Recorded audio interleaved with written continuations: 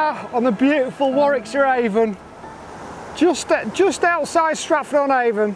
This is the stretch that's known as Seven Meadows, and I'm sat here on a beautiful peg. It's actually my favourite peg on the whole river. I've fished it quite a lot of times, and it's full to the brim of these beautiful chub, between 4 ounce and up to £6, but you don't catch many £6 on this peg. But it's one of those lovely pegs. It's right below the weir, all on gravels, full of oxygen. This time of year it's absolutely perfect for fishing. June, July, August, and even into September. All the fish congregate in this really highly oxygenated water, and they love it. You can see them, you know, I'm flicking maggots in down here, and there's dace and roach and perch about. All, you know, all the fish love it on beautiful gravels like this. So much oxygen, the water's lovely and clear. Quite difficult to fish, but what I'll try and do is explain exactly what I'm doing to catch fish. So it's an awkward peg because, as I say, it's very shallow, it's quite pacey, and then the water drops off, it gets a little bit deeper. So I'll come on to that later on anyway, but let's see how we can get on, catch a few fish and have a really good day's fishing.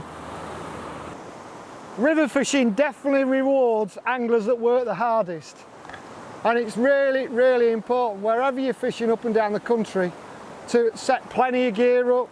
It's not a tackle show, it's actually necessary product. And you know, today, as I say, I've set up a waggler, I've set up 2 stick floats, and I've set up a bomb rod as well. The bomb rod's there just in case.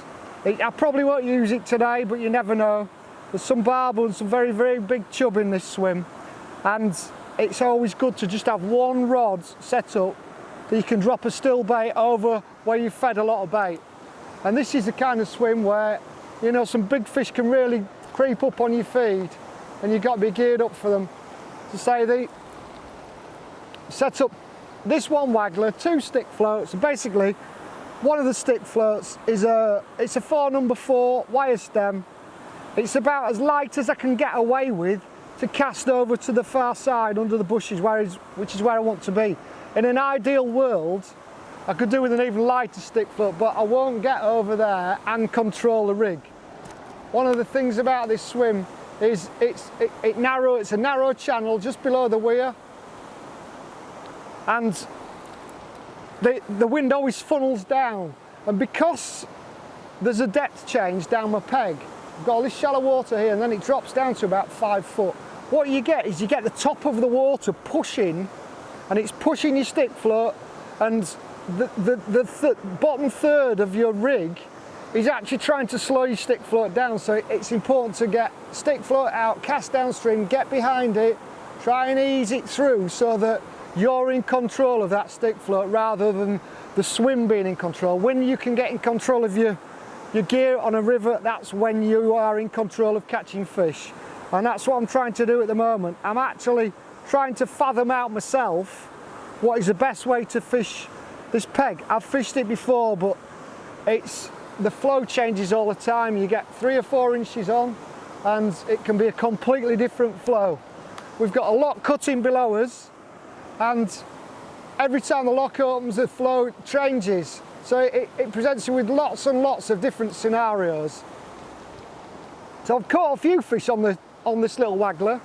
What I'm going to do now is just cross over and have a go on the stick. I don't feel like I'm catching enough fish at the moment to warrant fishing this all the time. So what I've got is I've got a 15-foot essential, which it might seem quite a long rod for this kind of fishing, but what it does is it gives you control. It gives you perfect control. You can hold the line up, you can get the line behind the float and be in control.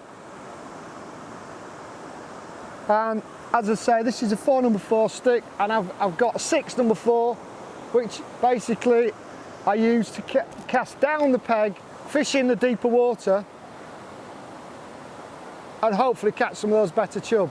As I say, it's just a case of finding where they are in the swim. They can be anywhere. The flow's quite pacey, and they might come right up onto the feeds, especially if there's lots of them. But if there's only a few feeding initially, you tend to find that they're further down the peg and a little bit deeper.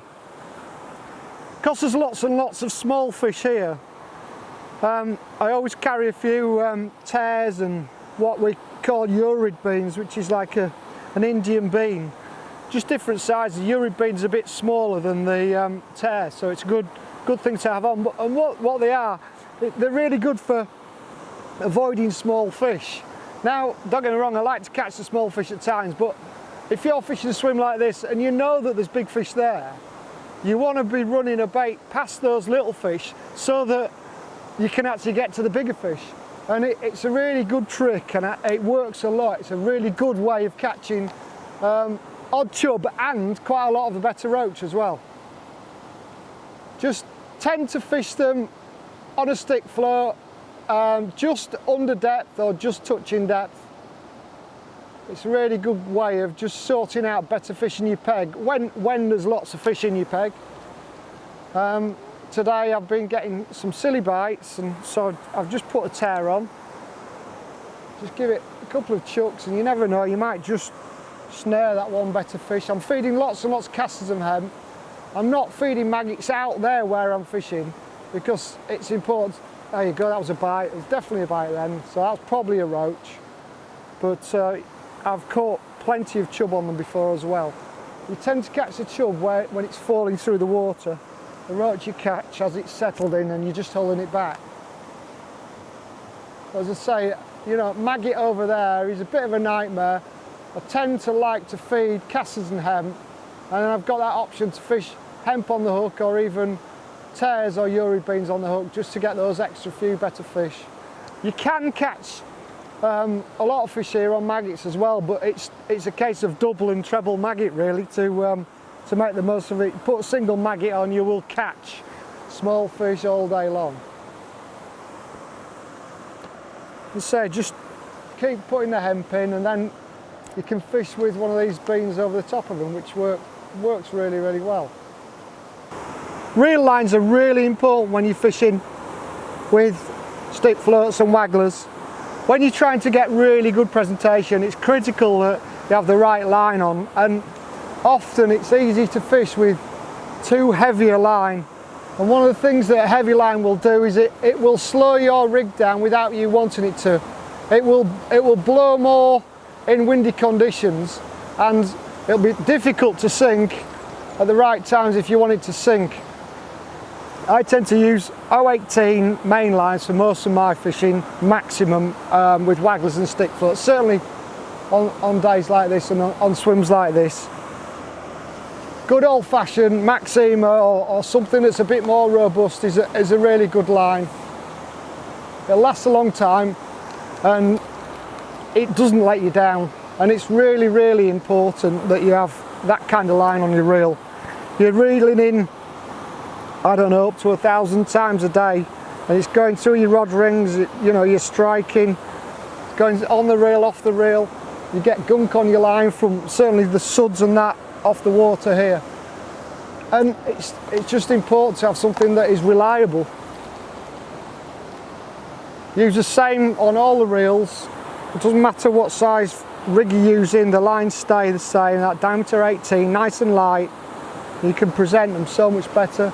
You can pick the line up, a lighter line up off the water much better than you can if using a heavier line.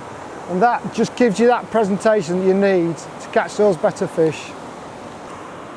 For me, this time of year is all about castor and hemp fishing. It's a great bait, really is a great bait. It tends to help you be able to get through the small fish. And I never ever come to this river without plenty of bait, because I think it's one of those places that it actually benefits from you attacking it. I'll always have 3 pints castors and 3 pints of hemp with me as a minimum. On pegs like this you can get through four pints castors sometimes, but I'll always have 3 or 4 pints castors, 3 pints of hemp, and also bronze maggots with a few reds in. You can always start to feed bronze maggot over the top with chub if you start to run out. But it's all about putting a bait in, constantly feeding. The nice thing about rivers and pegs like this is it's the perfect self-regulating feeding pattern. You cast out to where you want to be, feed, run down, I'm actually loading my catapult at the same time as I'm fishing like that. Let the rig go down, and there you go, there's a good fish. That's just shows it. These fish have been threatening to come over my feed all the time. I missed a few bites. It's a good chub by the feel of this. But yeah, they come onto the feed, and it's that, like I say, that self-regulating feeding pattern which really helps. Every time you cast out, every time you feed, it just means that you get into a routine. And river fishing and feeding is all about routines. It's about just having, look at that, lovely fish, that, beautiful. It's about, that feeding pattern is about getting the fish to understand where the feed is landing. You feed in the same spot all the time, you fish around that feed and try and find out where the fish are. On some days, sunny days like this, the fish could easily be right on top of your feed. But on other days, they're right down the peg on the bottom of the riverbed and they're really hard to catch. So it's all about searching your swim with the right bait. Castor for me is the best bait by country mile. Hemp complements it totally, because what it does is it gives you a bulk of feed that you can feed quite a lot of. You know, I'm feeding a lot of bait here. Every single cast I'm putting lots of bait in. Looks like I'm feeding too much, but chub are big hungry fish and you need to feed them and feed them in the same spot. And it's a case of, like I said, feeding in the same spot and fishing around that spot and trying to trick the fish into catching them, and you'll find out where they are and you'll have a really good run of fish. But then it'll change again. You know, you'll think, oh, I've sorted it now, the fish are 2 foot deep, halfway down with peg, or the fish are on the bottom. But it changes, the flows change, there's more fish coming to your peg, there's lots of small fish coming to your peg, so the chub might come up and start hitting your feed right at the start of the peg. Look at that, I can even catch one whilst I'm talking to you down the edge, a perch. But it's one of those swims that's an aquarium. It's a beautiful peg and it's full of fish. Just make sure you feed them and then you will catch them. Tackle wise is fairly straightforward. This type of fishing, I'd say I've set up a 15-foot essential float rod, which is ideal for control and everything. I can get behind my stick float, but largely speaking, most of your rods just want to be 13-foot rods. I'm using the 13-foot essential medium float rods. Basically, they're a nice light rod, they've got plenty of action, there's no great snags here, it's clear water. As long as I keep the fish out of that far bank, it's not going to be a major problem. So I'd rather have a light tipped rod that casts better and I can strike hard. You know, I don't know where all my gear is going to be half the time, because the rig is pulling down, and because the rig's pulling down, I need to strike quite hard. And by striking hard, if I've got a stiff action rod, I've got a chance of breaking off on a big fish if it's going the wrong way. But these rods are just perfect for it. 13 foot, medium action and light action. My waggler's got a light action on and the stick float's got medium action. The reels, I'm using the new gold reels, absolutely fantastic reels these are. Perfect for this kind of fishing, high retrieve, shallow spool, and they're just proper workhorses. You know, you're in and out fishing fast all the time, and it's really important that you can get back quick and get back fishing again. You know, if your gear's balanced, then you're not going to get tangles and twists from a high ratio reel, no problem whatsoever. Just when you're hooking your casters, just make sure you hook them properly. When you're hooking your maggots, then you just want to be hooking them right. It's really important that you keep things. Oh, I've got a fish on there, look. Well, what a fantastic day we've had here on the Warwickshire Avon. I told you before, I love this place, and every time I come fishing here, I absolutely love it. It's not been as easy today as I thought it would be. It's a fantastic place, and I've caught a lot of fish, don't get me wrong, but it's been hard. We've had to chop and change. I've fished the waggler for a bit. I've gone on the stick, I've changed depths, I've moved shot around. I started on a big hook fishing double Castor, caught a few fish on it, but they weren't really feeding well, so I chopped, changed, moved down diameter of lines down to 0.12s and even 0.10s at times to try and catch some.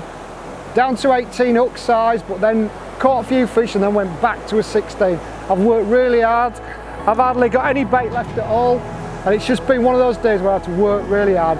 So let's get these fish back, show you what I've caught.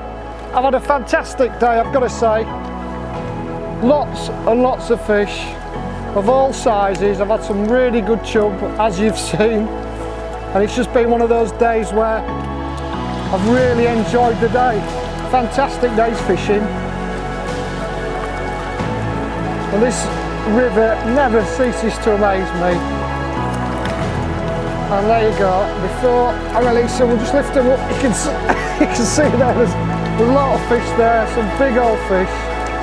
And I can't wait to come here then. Again, fantastic place. Have a go on the rivers, it's superb at the moment.